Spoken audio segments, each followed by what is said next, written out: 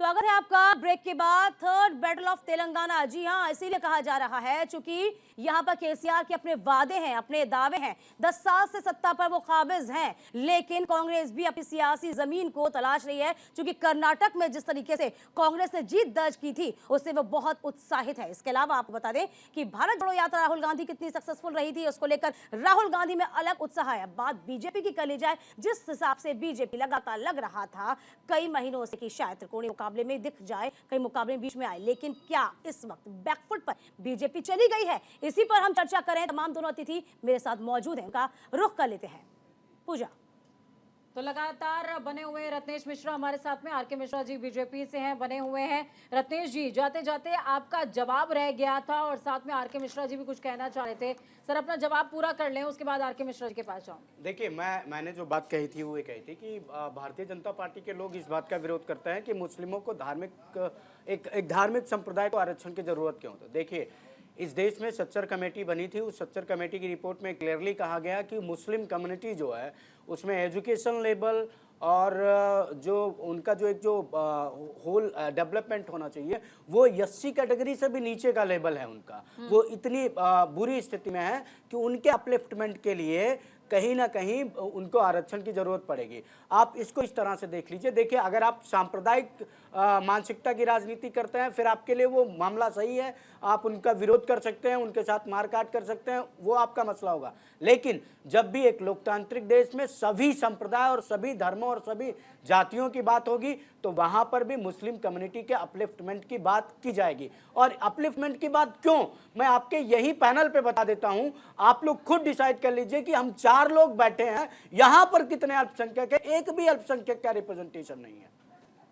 R K Mishra, यही सबसे बड़ा बात हो। इसे रिप्रेजेंटेशन के लिए उन बेचारों को सामाजिक, शैक्षणिक और आर्थिक रूप से सशक्त करने की आवश्यकता है। वो भी मानव है, हो सकता है कि उनकी धार्मिक भावनाएं अलग हो हमसे, लेकिन हमारा तो सनातन धर्म ही सर्वधर्म समभाव की बात करता है। हम अपने सनातन धर्म के मूल को भुलाकर किसी का विरोध करें। जवाब दीजिए आरके मिश्रा जी। हाँ, दीपिका जी, पहली बात जो ये रिप्रेजेंटेशन की बात कर रहे हैं, कांग्रेस हमेशा से 55 सालों से सत्ता में रही है, तो इनकी रिप्रेजेंटेशन परसेंटेज अगर हमें ये बता दें रत्नेश जी, तो मुझे अच्छा लगेगा। क्योंकि आगे जो 10 साल का जो अनुभव है हमने इसमें जो रिप्रेजेंटेशन है हमने बढ़ाई है। कांग्रेस के सर तुष्टीकरण की राजनीति हुआ करती थी। सर, प्रत्याशी आप गिना नहीं पाए, तेलंगाना के प्रत्याशी आप गिना नहीं पाए। चलिए आप एमपी के गिना दीजिए, राजस्थान, छत्तीसगढ़, जहां जहां भी आपने इस फेज में चुनाव लड़ा है, कितने प्रत्याशी आपने उतारे हैं सर? पूजा जी, मुझे बोलने तो दीजिए। बिल्कुल बोलिए सर। अब देखिए, है यहाँ पर क्या, जो जिस तरह से तुष्टीकरण की राजनीति ये करते आए, 4% आरक्षण की बात कर रहे थे, हमने ये कहा जो कि उस वर्ग को ये आरक्षण दिया जाएगा जिसकी सबसे ज्यादा जरूरत है। हमने यही तो कहा है, हमने ये तो नहीं कहा। अब इस चीज को ये धर्म से जोड़ रहे हैं, तो दिक्कत ये है जो कि कांग्रेस ने हमेशा से ही ये धर्म का खेल हमेशा सही करते आए हैं। आज आप जम्मू कश्मीर से लेकर के कन्याकुमारी तक ले लीजिए, हर जगह इन्होंने धर्म का ही खेल खेला है। दूसरी बात रत्नेश जी अभी कह रहे थे, INDI गठबंधन की बात कर रहे थे। अरे INDI INDI ने इंडिया रुकिए जोर शोर से प्रखरता से इस बात को उठाने की कोशिश कर रहे हैं। जो इनिशिएटिव जिन्होंने लिया INDI गठबंधन बनाने का, उनके जो बिगड़े बोल हैं, जनता परेशान है, इस बात से आप वाकिफ है ना आरके मिश्रा साहब? आरके मिश्रा साहब, जनता परेशान है, भ्रष्टाचार फैल रहा है। बिल्कुल, देखिए आरके मिश्रा साहब, कमलनाथ जी के बयान से ही सुन लिया है। रुकिए, समाजवादी पार्टी रुकिए, अपनी कार्यकारिणी की बैठक जब कलकत्ता में हो रही थी उस समय ने भी आपको साइड कर दिया था। तो मुझे लगता है ये गठबंधन है कहाँ, ये केवल गठबंधन कर रहे हैं। चलिए, वो गठबंधन जो है जिस वजह से बना है, जिसके लिए बना है, वो 2024 लोकसभा चुनाव आएगा तब सामने आ जाएगा। लेकिन ये कहा जा रहा है ना कि केसीआर गठबंधन में शामिल नहीं हुए, इसकी प्रमुख वजह बीजेपी है, क्योंकि बीजेपी साठगांठ की हुई है। और यदि हम प्रदेश की बात करते हैं, तेलंगाना की बात करते हैं आरके मिश्रा साहब, तो साफ तौर पर यहाँ पर भ्रष्टाचार के आरोप लगा रहे हैं। आप ही आरोप लगा रहे थे, आप ही परिवारवाद का आरोप लगाए थे, और आज आप ही बैकफुट पर नजर आ रहे हैं। ऐसा क्यों? हाँ मिश्रा साहब, आवाज नहीं आ रही है। चलिए, मिश्रा जी के पास आवाज नहीं पहुंच रही है, लेकिन रत्नेश जी के पास आवाज जरूर पहुंच रही होगी। रत्नेश जी, कुछ तो ऐसा रहा होगा कि कांग्रेस 2018 में थोड़ा पीछे रह गई, लेकिन हाँ, ये कहा जा सकता है कि कर्नाटका से आपने सीख ली और प्रिपरेशन जमकर करिए। उम्मीदें कितनी नजर आ रही हैं और कौन से ऐसे मुद्दे हैं जिनके आधार पर आपको लगता है कि आप आगे रहेंगे? देखिए, हमारे मुद्दे जनता से जुड़े हुए हैं, चाहे वो मिडिल क्लास हो, चाहे वो बेरोजगार वर्ग हो, चाहे वो महंगाई से त्रस्त लोग हों, चाहे वो आत्महत्या करता हुआ किसान हो। हमने सबके लिए काम करने की कोशिश की है और आज भी इतिहास है, इस पूरे भारतीय स्वतंत्र भारत के इतिहास में अगर किसानों का सबसे बड़ा कर्ज किसी ने माफ किया तो कांग्रेस पार्टी की सरकार ने माफ किया था। भारतीय जनता पार्टी ने तो अडानी लेकिन सर, अंबानी और इस सुख दोस्तों से के तो माफ किए हैं। तेलंगाना वंचित है ना सर? नहीं, और नहीं, यही वजह है कि नहीं, नहीं, कहती हैं कि तेलंगाना आप आए हैं, यहाँ का खाना खाइए, मेहमान हैं और चले जाइए। नहीं, अब हम आपको एक चीज़ और बता रहे हैं। देखिए, 2009 में जब हमारी सरकार ने केंद्र में बनने के बाद पूरे देश के किसानों का कर्ज माफ़ किया तो तेलंगाना अस्तित्व में नहीं था। उस समय आंध्र प्रदेश में वो लोग थे और उनको डेफिनेटली वो लाभ मिला था किसानों को और उन किसानों को पता भी है, अगर आपने देखा होगा। और तेलंगाना का तो कांग्रेस पार्टी से पुराना रिश्ता है। अभी एक गाना इंदिरा अम्मा करके एक महिला गाना गा रही थी, उस गाने का मतलब था कि तेलंगाना के लोगों को जमीन का हक इंदिरा गांधी ने दिया और तेलंगाना को लोगों को तेलंगाना का हक सोनिया गांधी ने दिया। दीपिका जी मेरा एक पॉइंट, ये भारतीय जनता पार्टी वाले किस मुंह से तेलंगाना में वोट मांग रहे हैं भाई? इसी तेलंगाना के फॉर्मेशन का ये विरोध कर रहे थे, इसी तेलंगाना के फॉर्मेशन का ये विरोध कर रहे थे। इसका जवाब है जिस मुंह से छत्तीसगढ़ में आपने वोट मांगा है और सत्ता पर आप मौजूद हैं। आर.के. मिश्रा जी जवाब दे दीजिए। जी, यहाँ पर तेलंगाना की बात कर रहे हैं। तेलंगाना राज्य बनने से पहले तो ये तो घोर विरोधी थे इसके। ये यहाँ किस तरह की बातें कर रहे हैं? अच्छा, तेलंगाना बनाया किसने? नहीं, घोर विरोधी कैसे हो गए? बनाया तो हम ही ने ना। मैं वही सवाल पूछने वाली थी। मेहनत तो आपने की, केसीआर ने जो अनशन किया उसको सारी क्रेडिट केसीआर ले गए और अभी तक सत्ता पर काबिज है। और ये जो काट है वो बीजेपी नहीं ढूंढ पा रही है। आप दक्षिण में अपनी जगह क्यों नहीं बना पा रहे हैं? हिंदी पट्टी पे तो आपका बहुत अधिकार है, हम मान सकते हैं, लेकिन दक्षिण में क्या वजह आ जाती है मिश्रा साहब, आर.के. मिश्रा जी, कि क्या बीजेपी अपनी सियासी जमीन को नहीं तलाश पाती? कर्नाटक आपने गवाया, तेलंगाना में भी अब कोई आशा नजर नहीं आ रहे हैं यदि हम पिछला रिजल्ट देखते हैं उसके अकॉर्डिंग तो।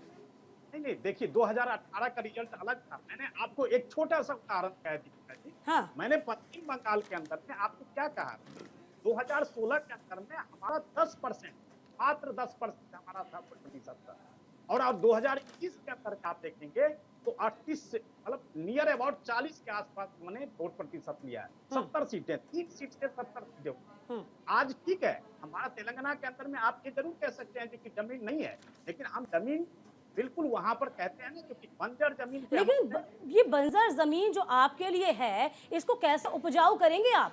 क्योंकि नजर नहीं आ रहा। हम मानते हैं, आपकी बात से मैं भी अग्री करती हूँ कि 2019 में लोकसभा चुनाव में बीजेपी का वोट प्रतिशत बढ़ा, मानते हैं, लेकिन हम विधानसभा चुनाव का जिक्र कर रहे हैं। कांग्रेस यहाँ पर फूले नहीं समा रही है, क्योंकि बैठे बिठाए मुद्दा जो है वो बीजेपी उनको परोस के दे रही है ना। नहीं, आपने सही कहा। 2019 के अंदर में 40.21% हमारा था लोकसभा चुनाव। आप देखेंगे 2018 की बात आप साइड करिए, क्योंकि ये भरोसा नरेंद्र मोदी के काम के ऊपर में है, उनके विकास के एजेंडे के ऊपर में, उनकी दूरदर्शिता के ऊपर में। ये विश्वास आप देखेंगे 2023 के अंदर में बिल्कुल मिलेगी आपको। और तेलंगाना के अंदर में हम इस विश्वास के साथ कह रहे हैं, क्योंकि हमने जो काम किया है अन्य प्रदेश में पूरे विश्व के अंदर में जो हमारी जो आई है, उसके बाद जो हमने भारतवर्ष के अंदर में 140 करोड़ जनता के लिए जो हमने समग्र विकास की बात की है। आज आप देखेंगे कि हमारे पास जो राष्ट्रपति भी हैं हमारे, वो आदिवासी क्षेत्र से आती हैं। और मुझे आश्चर्य लगता है कांग्रेस का, जो आज ज्योति का एक और भी ये ओबीसी की बात कर रही है, ये आदिवासी की बात कर रहे हैं, मुझे आश्चर्य लगता है। और यही छत्तीसगढ़ के अंदर में आदिवासी। देखिए, छत्तीसगढ़, मध्य प्रदेश, राजस्थान का सिनेरियो अलग है। उसमें सीधा मुकाबला आपका बीजेपी के साथ, यूं कहें बीजेपी कांग्रेस के बीच में है। लेकिन जब बात दक्षिण के राज्यों की आ जाती है, बीजेपी की स्थिति बहुत खराब होती है। इस बात से आप इनकार नहीं कर सकते। कर्नाटक में था, बहुत कुछ था, लेकिन कर्नाटक में किस तरीके से आपकी हार हुई ये सबने देखी है, और उसी हार ने कांग्रेस का मनोबल बढ़ा रखा है। रत्नेश जी, क्या मान रहे हैं आप? कहीं देख रहे हैं इस त्रिकोणीय मुकाबले में? क्या मानते हैं यहाँ पर गेम चेंजर बन पाएगी क्या बीजेपी? लगता है आपको रत्नेश जी? देखिए दीपिका जी, अभी भारतीय जनता पार्टी के प्रवक्ता बंधु ये कह रहे थे कि तेलंगाना आंदोलन के जो लोग थे उनके लिए हमने क्या किया। तो चलिए आप बताइए, आपके मैनिफेस्टो में तेलंगाना आंदोलन के लोगों के लिए क्या है? मैं बताता हूँ। अध्यक्ष जी, अभी रत्नेश जी ने क्वेश्चन किया, ये हमने खाली ये कहे कि 2004 से 14 के बीच में नहीं, आप बताइए तेलंगाना आंदोलन के लोगों के लिए आपके मैनिफेस्टो में क्या है? मैनिफेस्टो की बात करें, 2004-14 बीत गया भैया। मैनिफेस्टो एक चीज से नहीं बनता है ना। नहीं मैडम, कुछ तो होगा उनके लिए। एक व्यक्ति मैनिफेस्टो तैयार नहीं नहीं, करता। कुछ तो होगा उनके। अरे मतलब अगर पार्टी का मैनिफेस्टो नहीं है उस स्टेट का, फिर तो गजब मजा चल रहा है। ठीक है, वो चीजें आएंगी, बताएंगे आर.के. मिश्रा जी। नहीं, मैं बताऊंगा मेरी पार्टी के मैनिफेस्टो में उनके लिए क्या है। सुनिए आपने तो। घोर विरोधी थे आप। हाँ, बोलिए। घोर विरोधी थे तेलंगाना। बोलिए। अरे सर, तिलमिलाइए मत। मैंने तो छोटा सा सवाल पूछा है। सवाल तो पूछेंगे ना, विपक्ष में पूछेंगे। हाँ, अरे जब आप अपना टाइम होगा तब जा करके हाँ, पूछिए। बोलिए। आप नहीं सुना तो मुझे बताइएगा। अरे अगर अब मैं आपको पूछूंगा कि राम के पिता कौन थे, आप रावण के पिता का नाम बताएंगे तो कहाँ हो तक रहा दूंगा? है रत्नेश मैं जी, पूछ रहा हूँ समय जाया हो तेलंगाना रहा है। आंदोलन के लोगों के लिए आपके मैनिफेस्टो में क्या है? चलिए आर.के. मिश्रा जी जवाब दे दीजिए आप, अब मत बोलिएगा, बोलिए। समझ में नहीं आ रहा है, हर जगह टिक्का टिप्पणी नहीं होती है। दीपिका जी देखिए, एक चीज है, हाँ। आंध्र प्रदेश का जब हस्तांतरण और अनुदान की बात होती थी तो 2004 से 14 के बीच में इन्होंने मात्र 2 लाख करोड़ रुपया इन्होंने दिया था, सहायता के रूप में दिया था, हस्तांतरण और अनुदान के रूप में। और यही मोदी जी 9 साल के अंदर में 2,50,000 करोड़ रुपए उन्होंने इस एवज में दिया है, इस विषय के ऊपर में दिया है। घोर विरोधी तेलंगाना के ये कहते हैं जो कि नहीं, हमने तेलंगाना के लिए अलग काम किया या तेलंगाना के लिए हमने बहुत कुछ किया, कुछ नहीं किया आपने तेलंगाना के लिए। आज अगर समग्र विकास की अगर हम बात करते हैं, भाजपा आपको देखेंगे क्योंकि ये समीकरण 2018 का बिल्कुल बदल करके रहेगी। और आंध्र प्रदेश की जनता, ये तेलंगाना की जनता निश्चित तौर पर आप देखेंगे इस बदलाव को स्वीकार भी करेगी। लेकिन आर.के. मिश्रा जी, एक मेरा सवाल है, प्लीज थोड़ा सा इसको क्लियर कीजिएगा। आपने बोला कि तेलंगाना के लिए बहुत सारी चीजें दी, लेकिन जो और राज्य हैं बीजेपी के, जो एंटी राज्य हैं, जहां पर एंटी शासन है, बीजेपी के विरुद्ध शासन है, वो राज्य वंचित रहते हैं। तेलंगाना को मिलता है। लगातार आप पर आरोप लग रहा है कि आप बीआरएस के संरक्षक हैं, लेकिन अगर आप संरक्षक हैं, उनको चीजें प्रोवाइड करा रहे, तो खुद के लिए जमीन कैसे बनाएंगे? अब देखिए यहाँ पर कछुए की पीठ पर चढ़ करके क्या नदी पार करिएगा क्या? नहीं, देखिए, हम किसी के पीठ पर चढ़ करके नदी पार करने की कोशिश नहीं करते। क्यों? क्योंकि हमारी एक अलग पॉलिसी है। जब हम सबका साथ और सबका विकास की बात करते हैं तो इसमें 140 करोड़ जनता समावेशित हो जाता है। हम ये नहीं कहते हैं तो कि हम किसी के पीठ पर सवार होकर के और हम ये चुनाव जो है तो आगे बढ़ करके जाएंगे। हमने हमारी सर आप दोहरी बात कर रहे हैं। यहाँ पर मैंने सवाल पूछा, छत्तीसगढ़ जब आता है जिक्र, राजस्थान जब जिक्र आता है, घंटों लोग आकर के आपकी दहलीज पर बैठ करके रोना पिटना करके जाते हैं, तब भी उनको राशि नहीं मुहैया हो पाती है। और आप कह रहे हैं कि तेलंगाना के लिए हम 140 करोड़ को सर्वदृष्टि संभाव से देख रहे हैं। ये दोहरी बात नहीं हुई क्या सर?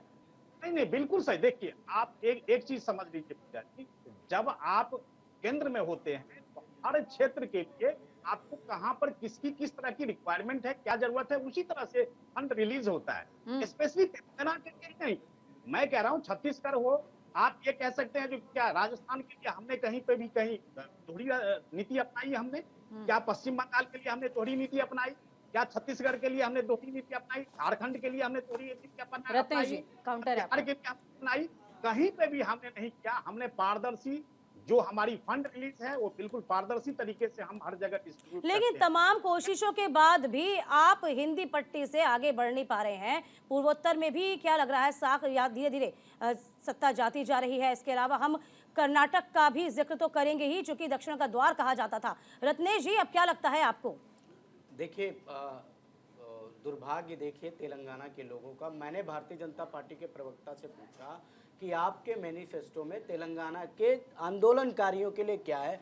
आपको जवाब मिल गया हो तो आप ही मुझे बता दीजिएगा, मुझे तो नहीं मिल पाया। लेकिन मैं तेलंगाना के लोगों को बताना चाहता हूं, तेलंगाना आंदोलन के लोगों को बताना चाहता हूं कि कांग्रेस पार्टी ने अपने मैनिफेस्टो में तेलंगाना आंदोलन के कार्यकर्ताओं पर जो मुकदमे दर्ज किए गए हैं उनको वापस लेगी अगर हमारी सरकार बनती है, और तेलंगाना आंदोलन के प्रत्येक कार्यकर्ता को जिनका सरकारी दस्तावेजों में नाम दर्ज है उनको हम चलिए, अच्छी 250 बात है, गज आपने- जमीन हाँ, देंगे चलिए। उनके पुनर्वास के लिए। ये जो आप कर रहे हैं वादे दावे, नहीं, वादे अच्छी नहीं, ये बात करके है। हमने हाँ, आप करके हमने दिखाइएगा। हमने और कहा आज- था हमने आज कहा था रत्नेश ओल्ड जी, पेंशन रत्नेश स्कीम जी, देंगे हर एक राज्य में दी जहां हमारी हाँ, सरकार है। रत्नेश जी, हमने कहा था कि हम रत्नेश जी, नौकरियां देंगे। अभी हमने वादों और दावों की सूची मत गिनाइए, नहीं। क्योंकि आज ये तय हो जाएगा, आज ये तय हो जाएगा। लेकिन आप मुझे जरा ये भी बता दीजिए कि आप ही दावा करती है कांग्रेस कि तेलंगाना राज्य को बनाने के लिए कांग्रेस ने बहुत मेहनत की, तो केसीआर 10 साल से कैसे सत्ता पर काबिज है? आपको याद होगा, उनका अनशन भी याद होगा, जिस तरीके से अनशन करने के बाद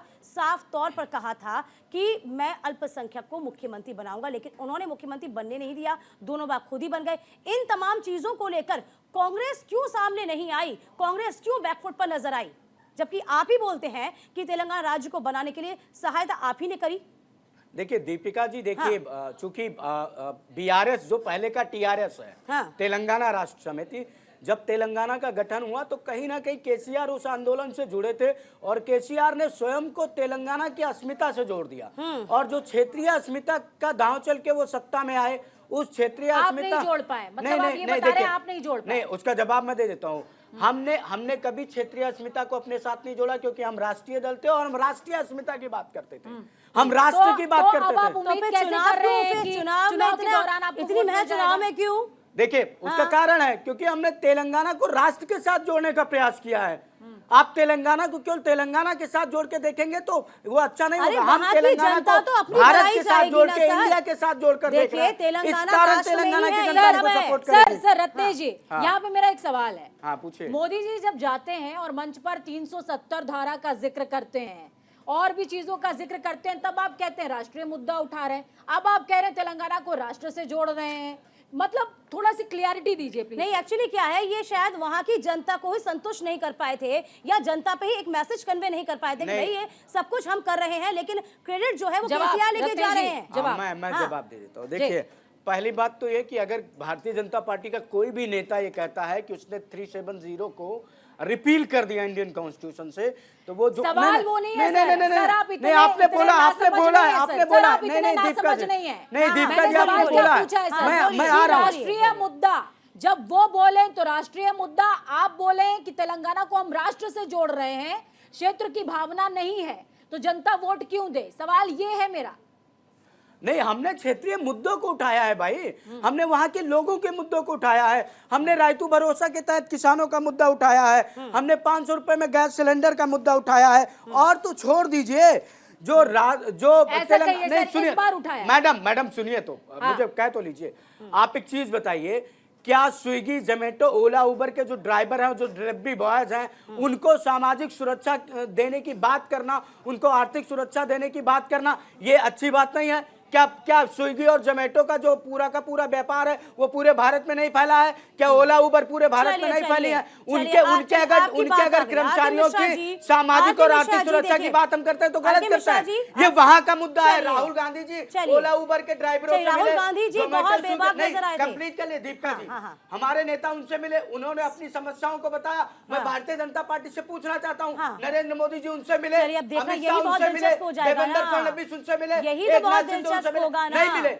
तो जब देश का नेता, जब एक पार्टी का नेता, जब लोगों का नेता, जन नेता लोगों के बीच जाएगा, उनसे बात करेगा तो उनके मुद्दे निकल कर आएंगे। हवाई जहाज तेजस में बैठकर बादलों को हाथ दिखाने से सरकारें नहीं बनती। चलिए लेकिन वो जो आपने वादे किए, दावे किए, वो भी दिख जाएंगे। आर के मिश्रा जी, चलिए आपसे बहुत छोटा और बड़ा स्पष्ट सवाल है मेरा कि यहाँ पर पिछले चुनाव में यदि हम बीजेपी की बात करते हैं, तेलंगाना में जिस तरीके से उन्होंने वोट हासिल किए थे, आपको याद हो कितने वोट हासिल किए थे, कितनी सीट आपको मिली थी, ये आप नहीं भूल सकते, हम नहीं भूल सकते। अब ये बताइए, क्या लगता है किंग तो नहीं, किंग मेकर की भूमिका में इस बार आप होंगे? क्या माने हम? बिल्कुल दीपिका जी, देखिए जब आप चुनाव में जाते हैं, चुनौतियां होती है, हर क्षेत्र में होती है चुनौतियां, इसमें कहीं कोई नहीं। हाँ, बुनियादी उठाना ये हमारी प्राथमिकता रही है और प्रखरता से हमने उस पटल पे भी उठाया है पिछले 9 सालों के अंदर। तो मुझे लगता है तेलंगाना की जनता आश्वस्त है, क्योंकि राहुल गांधी जी यहाँ पर वादे जितने भी कर रहे हैं, ये सारे खोखले हैं। सर एक बात बताइए कि कहीं तेलंगाना के अंदर महाराष्ट्र पैटर्न सेट करने की कोशिश तो नहीं कर रहे हैं? कि नहीं। मुलाकात दिल्ली में हो गई, तुम्हारी सीटें कम रह जाएंगी तो 2-4 हमारी बढ़ जाएंगी, सेट कर देना, उप मुख्यमंत्री हमारा बना लेना, हम दलित बनवा देंगे, अगली बार सरकार बनने में आसानी हो जाएगी, कछुए की पीठ पर नदी पार। ये तो होगा ही, ये तो होता ही आया सर है, ये शंका है मेरी, प्लीज इसको ये तो क्लियर होता ही कीजिएगा आया सर। है। कि मैं आपको आश्वस्त करना और चाहता जिस तरह की मुस्कुराहट है आपकी, इस शंका को आप क्लियर पहले ही कर रहे हैं सर। पूजा जी देखिए, मुस्कुराहट तो इसलिए है कि ये सुबह सुबह का समय है और नहीं, हम अगर मुस्कुराइए, आप हिंदुस्तान में है, मुस्कुराने से कोई पाबंदी नहीं है, मुस्कुराइए। निश्चित हाँ, मुस्कुराते रहेंगे। देखिए जहां तक बात है राजनीति के, तो इसमें देखिए हर चीज की संभावना रहती है। मैं राजनीति बस सर इसी जवाब का इंतजार कर रही थी सर। एक पैटर्न पर नहीं चलता, ये चीज आप मैंने समझ- पहले ही कहा था कि जो स्थितियां आपकी पहले विधानसभा चुनाव में जो नतीजे आए थे, उसमें ये कहा कि आप किंग तो नहीं, किंग मेकर की भूमिका में नजर आते हैं या नहीं, हाँ और ये ना, ये 2 चीज आप बता दीजिए बस। देखिए मैं तो आश्वस्त हूँ जो कि मेरी ही भाजपा की ही वहां पर सरकार बनने जा रही है। न हम किंग मेकर बनेंगे, हम किंग बनेंगे, ये मैं आपको दीपिका जी चलिए बहुत संक्षेप बताइएगा, वक्त ब्रेक का हो रहा है। हाँ रत्नेश जी दीपिका बोलिए। जी, हाँ, भाजपा की मजबूरी देखिए कि जिस टी राजा सिंह को इन्होंने क्रिमिनल बयान को लेकर बीजेपी से निष्कासित कर दिया था, उस टी राजा सिंह का चुनाव के जस्ट पहले निष्कासन निरस्त करके और टिकट दे दिया जाता है, क्योंकि इनको पता है एक ही टी राजा सिंह जीतने वाला है, बाकी किसी का खाता नहीं खुलने वाला है। तो और ये एक ही सर, जीतने वाला है, ये उसको भी- सर ये सियासत है और नहीं, नहीं, सियासत में मैडम। सियासत में और कहावत सुनिए, ये है। और भाजपा के प्रवक्ता ने एक्सेप्ट कर लिया कि बीआरएस और ये मिले हुए हैं। ठीक है सर, चलिए, ये मुद्दा सियासत है बना और लिया क्या? सियासत में कहावत ये है कि जो तुम्हारी दल के वफादार हैं वो असल में गद्दारी के आरोप में मेरी सभा से निकाले हुए हैं, और चर्चा इसी तरीके से लगातार जारी, हर एक अपडेट से आपको रूबरू करा रहे हैं। बिल्कुल, वक्त एक छोटे से ब्रेक का हुआ है, आप कहीं मत जाइएगा, दिन भर आप न्यूज इंडिया पर बने रहिए।